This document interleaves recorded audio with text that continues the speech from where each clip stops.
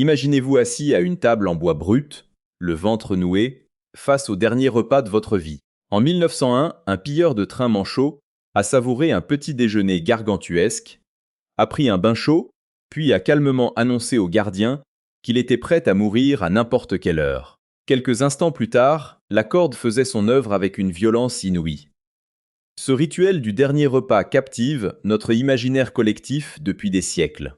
Mais au-delà du morbide et du spectaculaire des anecdotes de couloirs de la mort, ce que ces hommes et ces femmes choisissaient d'avaler à l'aube de leur exécution nous révèle une vérité bien plus profonde, presque sociologique et culinaire. Pourquoi ce sujet est-il si crucial aujourd'hui? Parce que la nourriture de crise, celle que l'on prépare avec 3 fois rien dans l'urgence ou face à l'inévitable, compose les fondations même de notre patrimoine gastronomique. En observant ce que réclamaient les condamnés de l'histoire de France, des prisons de la terreur sous la Révolution jusqu'aux dernières exécutions capitales du XXe siècle, on découvre une cartographie fascinante de la psychologie humaine et de la cuisine de subsistance. À la fin de cette vidéo, vous n'aurez pas seulement exploré les recoins les plus sombres et les plus insolites de l'histoire judiciaire française. Vous aurez compris comment la mémoire du goût s'active face au stress de la faim, comment nos ancêtres géraient la pénurie extrême. Et surtout, vous apprendrez des techniques ancestrales pour transformer des ingrédients rudimentaires et économiques en véritables remparts de réconfort à la maison. Du morceau de pain rassis frotté à l'ail au bouillon de légumes de saison des prisons de province, préparez-vous. Car l'histoire devient de plus en plus intense au fil de notre voyage. Pour comprendre l'origine de cette tradition en France, il faut plonger dans un mélange de superstition médiévale et de pragmatisme pénitentiaire. À l'origine, offrir un repas généreux à un condamné n'était pas un acte de pure compassion, mais une forme de contrôle des foules et de protection spirituelle. Les anciennes coutumes dictaient que si l'on nourrissait correctement un homme avant sa mort, son spectre ne reviendrait pas hanter les vivants pour réclamer vengeance. Les bourreaux partageaient parfois un ultime morceau de pain avec le prisonnier. Un pacte de civilité graphique avant le couperet ou la corde. Au fil des siècles, la tradition s'est codifiée dans les prisons françaises sous une forme bien précise. Le verre de l'échafaud ou la dernière cigarette, souvent accompagné d'une ration améliorée fournie par le personnel ou la famille. On peut classifier ces repas en 3 grandes catégories psychologiques. Premièrement, le repas de régression. L'individu demande les plats de son enfance. Une bouillie de lait, des galettes de sarrasin ou une soupe au lard que préparait sa mère. C'est un retour instinctif à la sécurité. Deuxièmement, le repas de défi ou d'excès, où le prisonnier réclame une profusion de viande, de charcuterie et de vin fort pour engourdir sa peur ou narguer l'autorité. Enfin, le repas de dénuement, comme cette fameuse demande d'un simple oignon cru avec une miche de pain blanc, un choix si minimaliste qu'il décontenançait les gardiens, hésitant entre la plaisanterie et la folie. Dans le contexte domestique français, ces repas dépendaient entièrement des ressources de la région et de la générosité du geôlier. En Bretagne, on servait du cidre et des crêpes épaisses. Dans le sud, des fèves au lard ou une riste d'aubergine. La grande différence avec les festins modernes réside dans l'économie de moyens. Pas de homard ni de fioritures, mais une cuisine brute, locale, et calibrée sur ce que le potager de la prison ou les commerces du bourg pouvaient offrir pour quelques centimes. Analysons de plus près les exemples emblématiques de ces recettes de la dernière heure qui ont marqué notre histoire. Commençons par les classiques absolus du terroir de crise. Les biscuits de marine et le café noir, ou leur équivalent terrestre, le pain de munition. Ce pain, dense, lourd, préparé avec un mélange de farine de blé et de seigle mal bleuté, avait une texture compacte qui demandait un effort prolongé de mastication. Mouillé dans un café noir brûlant ou un bouillon de légumes, il libérait des arômes de fermentation acide et de céréales grillées, apportant une satiété immédiate et durable. Viennent ensuite les plats mijotés de nos grands-mères, comme le ragoût de lapin de Garenz aux oignons sauvages. C'est le plat de braconnier par excellence, celui des hommes traqués. La viande de lapin, très maigre et musclée, était attendrie par une cuisson de plusieurs heures au coin du fourneau en fonte, dans une sauce liée à la farine et enrichi par la sucrosité des oignons roussis. La texture devenait fondante, presque confite. Un autre exemple frappant est celui des abats et des morceaux d'économie, comme les pieds de porc ou le lard de poitrine grillé servi avec des pommes de terre au chaudron. Le lard, salé pour la conservation, apportait le gras indispensable pour affronter le froid des cellules, tandis que les pommes de terre absorbaient ce jus de cuisson riche en saveurs. Enfin, le cas insolite de l'oignon cru croqué à pleines dents avec du pain de campagne. L'oignon blanc ou jaune piquait les yeux et la langue, libérant une chaleur intense et un goût soufré persistant. Pour le condamné, cette morsure gustative était une manière violente et concrète de se sentir vivant une dernière fois. Ces préparations se distinguent par leur absence totale d'artifice. Pas d'épices rares. Le sel et le temps de cuisson faisaient tout le travail. La bonne nouvelle, c'est que cette cuisine de l'essentiel, basée sur l'économie et le réconfort maximal, peut être une formidable source d'inspiration pour votre quotidien. Pour reproduire ces saveurs authentiques et économiques chez vous, nul besoin de budget extravagant. Vous pouvez réaliser un authentique ragoût de campagne en utilisant des morceaux de viande dits de deuxième catégorie, comme le collier de bœuf ou les bas morceaux de porc, souvent 2 à 3 fois moins chers que les rôtis ou les steaks. L'astuce est de pratiquer la cuisson lente. 3 heures à feu doux avec des carottes, des oignons et un reste de vin rouge transformeront ces morceaux durs en pure merveille fondante. Pour économiser encore plus, ne jetez jamais votre pain rassis. Transformez-le en croûtons frottés à l'ail pour enrichir une simple soupe de poireaux et de pommes de terre. Ou réalisez un pudding de pain perdu salé avec des restes de fromage. L'erreur la plus fréquente lors de la préparation de ces plats d'autrefois est de vouloir aller trop vite en augmentant le feu, ce qui assèche la viande et brûle les sucs. Une autre erreur est de négliger l'assaisonnement de base. Le sel doit être dosé dès le départ pour pénétrer le cœur des aliments, et non ajouté à la fin. Pour réussir vos sauces à coup sûr, sans dépenser un centime en liant industriel, utilisez une pomme de terre réduite en purée directement dans le bouillon de votre mijoté. L'amidon apportera une texture veloutée et réconfortante unique, digne des meilleurs secrets de grand-mère. En fin de compte, l'histoire de ces 30 derniers repas nous montre que la nourriture est le fil conducteur de notre humanité, même dans les moments les plus sombres.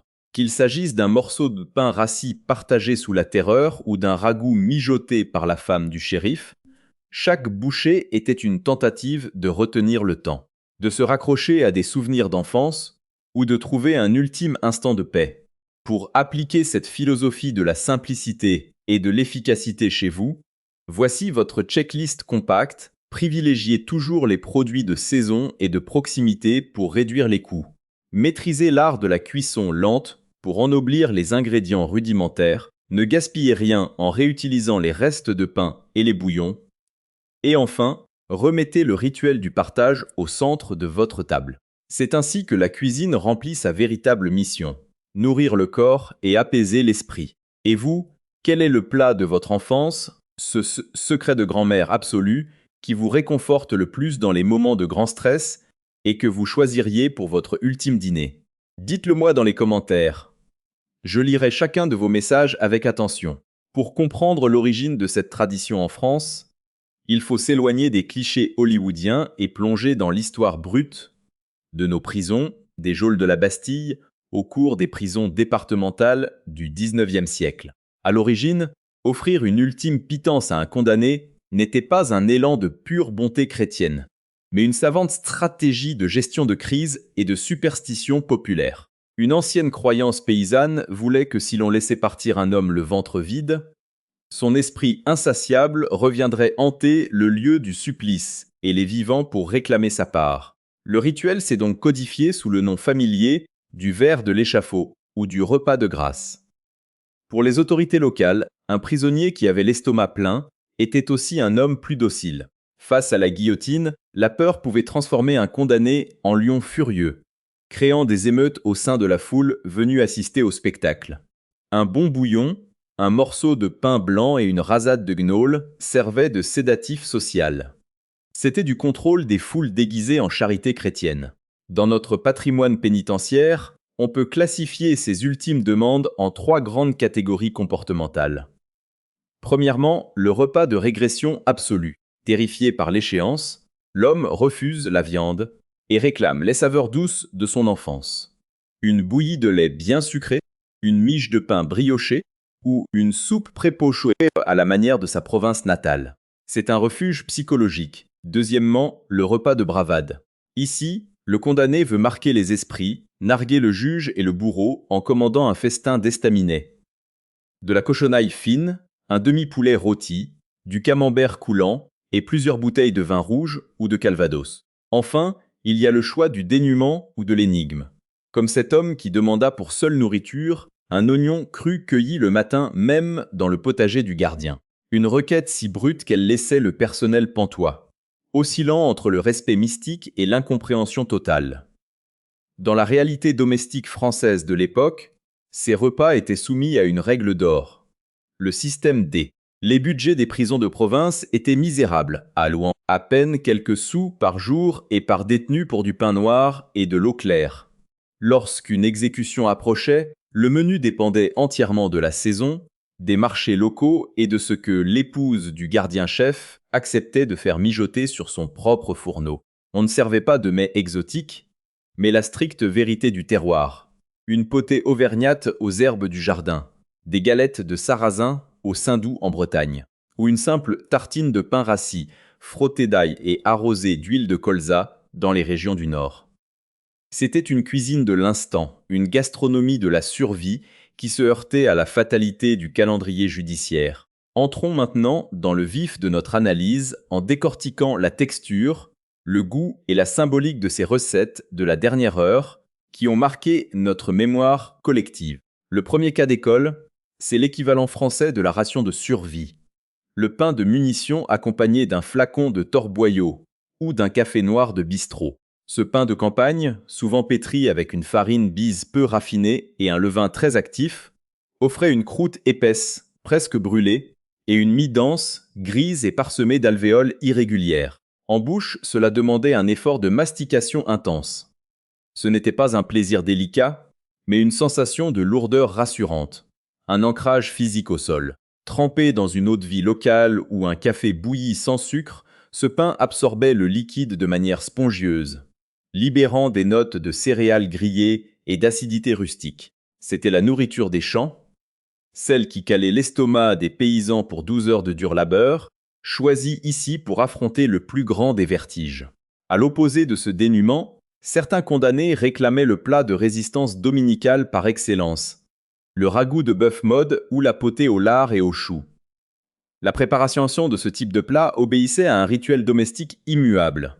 Les morceaux de viande, comme le gîte ou le paleron, riches en collagène, devaient mijoter à l'étouffée au coin de la cuisinière pendant 4 à 5 heures dans un bouillon enrichi de carottes d'hiver et d'un bouquet garni.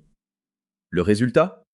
Une texture filandreuse mais extrêmement tendre, où la viande se détachait à la fourchette, enrobée d'une sauce veloutée, presque collante, due à la gélatine naturelle des os.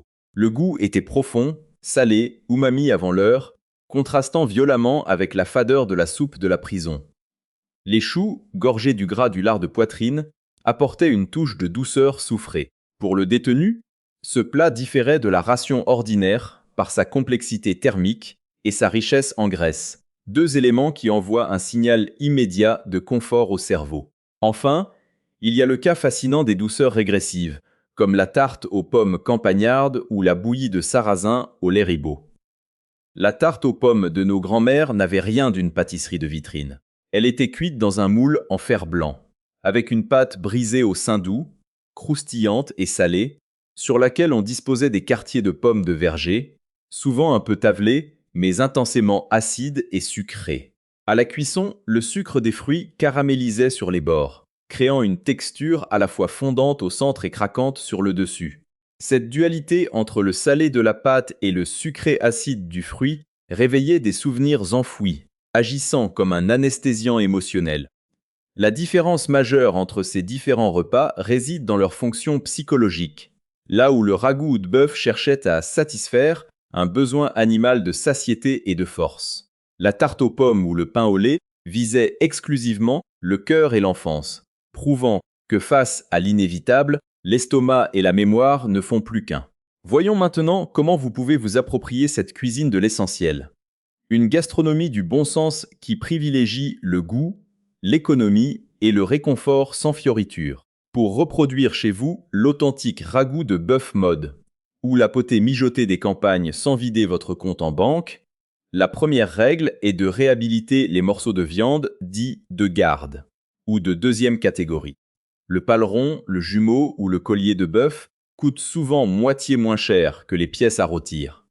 Mais ils contiennent du collagène qui, lors d'une cuisson lente, se transforme en une gélatine divine.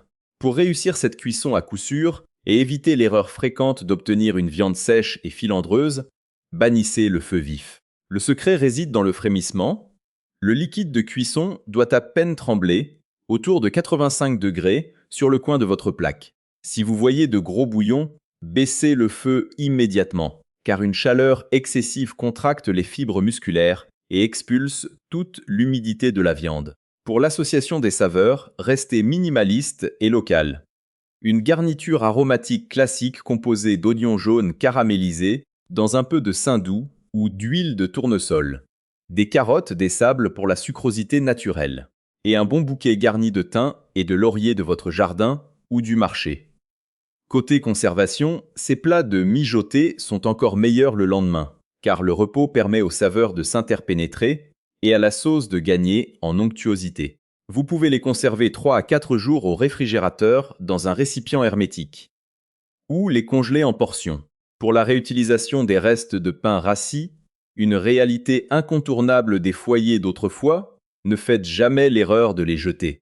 Frottez énergiquement avec une gousse d'ail rose et arrosée d'un filet d'huile de colza ou de beurre fondu, le pain rassis devient une base parfaite pour accueillir une soupe aux choux ou un bouillon de légumes de saison.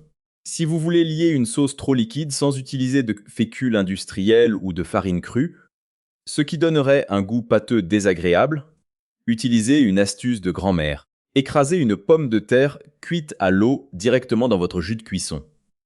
L'amidon de la pomme de terre va lier la sauce naturellement, lui donnant un aspect velouté et brillant unique. Enfin, pour réussir une tarte aux pommes rustiques et économique, remplacez le beurre de la pâte brisée par du saindoux ou de l'huile de tournesol.